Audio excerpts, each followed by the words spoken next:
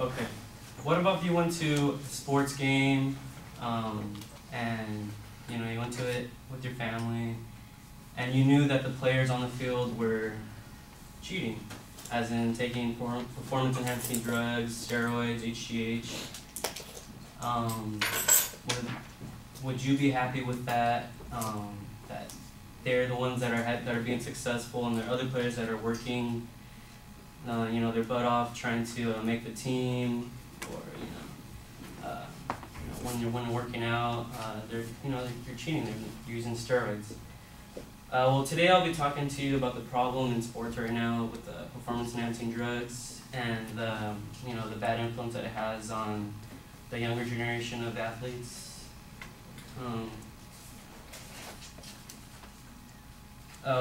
Why are athletes taking performance-enhancing drugs?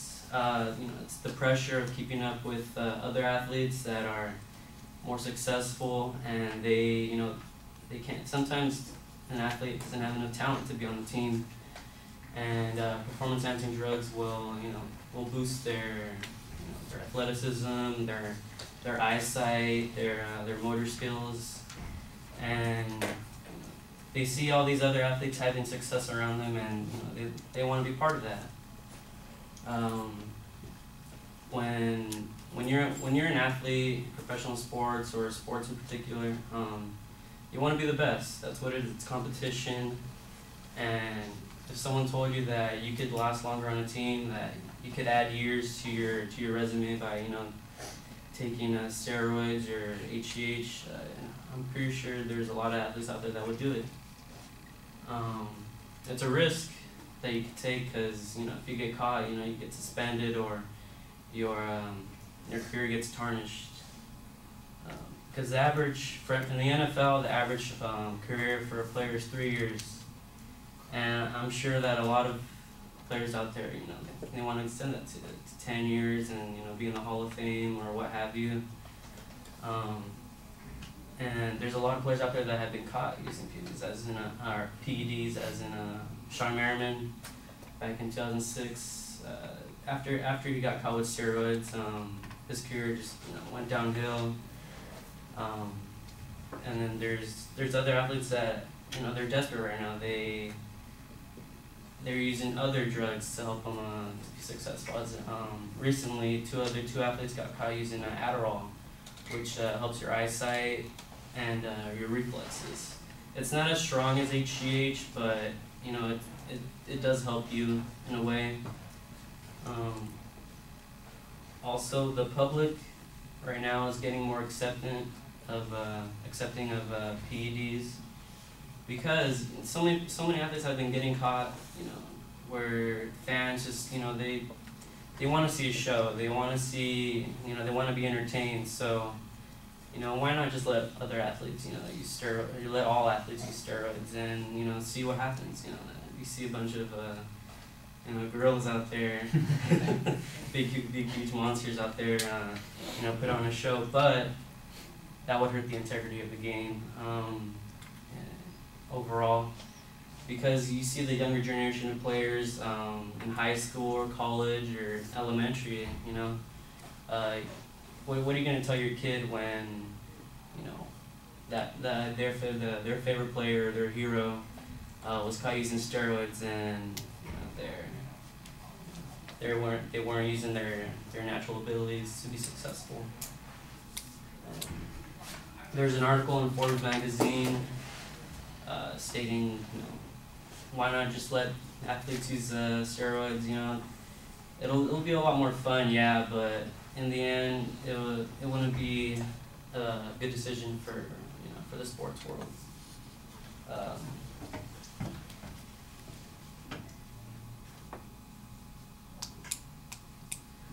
Okay, when you watch sports and you see a team rise up, or you see an athlete rise up from they have a sad story, it adds a little bit more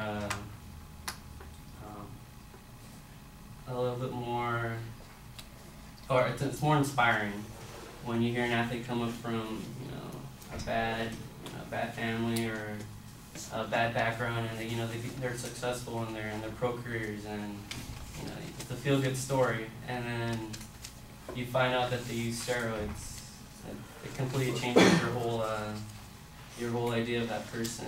And in the end, it wouldn't be good for the world of sports.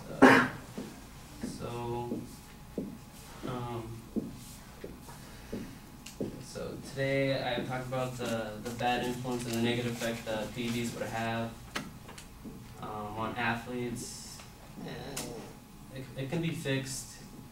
Right now, the discipline for baseball is 50 games. That's pretty steep discipline, but it can be more. In my opinion, I think if you get caught with steroids, I think you should be suspended for the whole year. They need to be more disciplinary in the actions they take against players that use steroids, and so it can be fixed.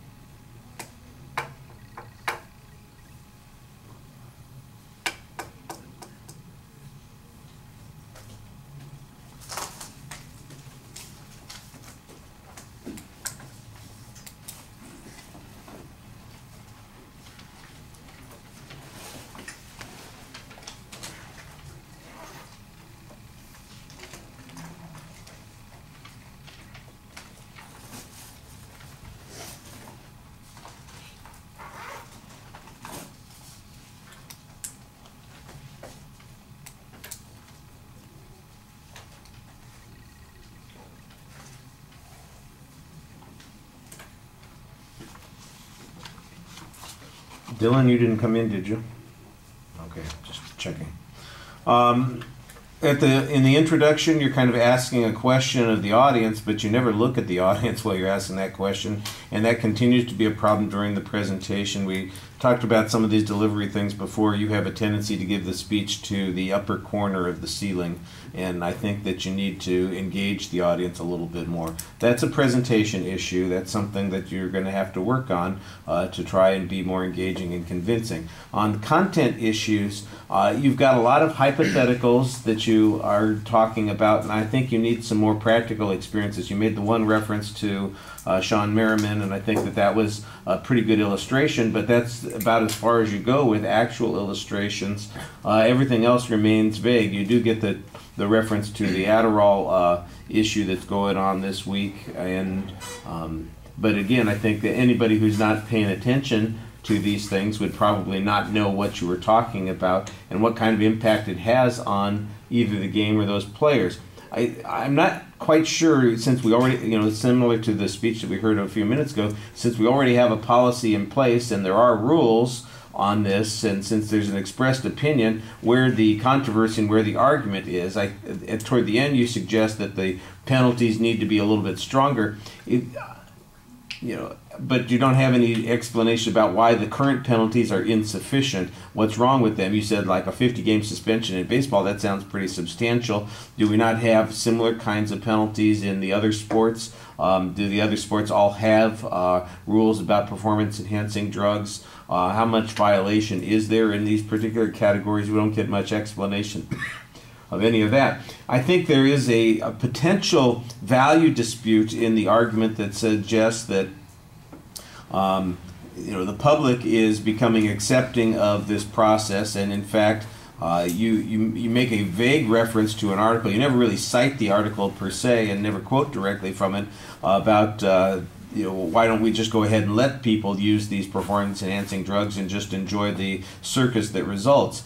And I think that there's a potentially good argument here if you can show that there is in fact a segment of the population that is indifferent to this and is willing to accept this, or even that there are people in the sports themselves that seem to think that this might be a good solution to the problem. Then I think you could potentially argue that there is a value that we ought to be focusing on, that it ought to be based on people's skill and natural abilities as opposed to artificial abilities. You could talk about what the consequences, for example, of changing our attitude about this is. Future opportunities to alter the game, for instance, as a result of technology, might be a little bit less acceptable than performance-enhancing drugs. And I think you could maybe build a value argument around that. But that's only a partial focus of your speech. Like I said, it sounds like you're describing basically what's going on without necessarily making an argument about what's going on. And I think that that's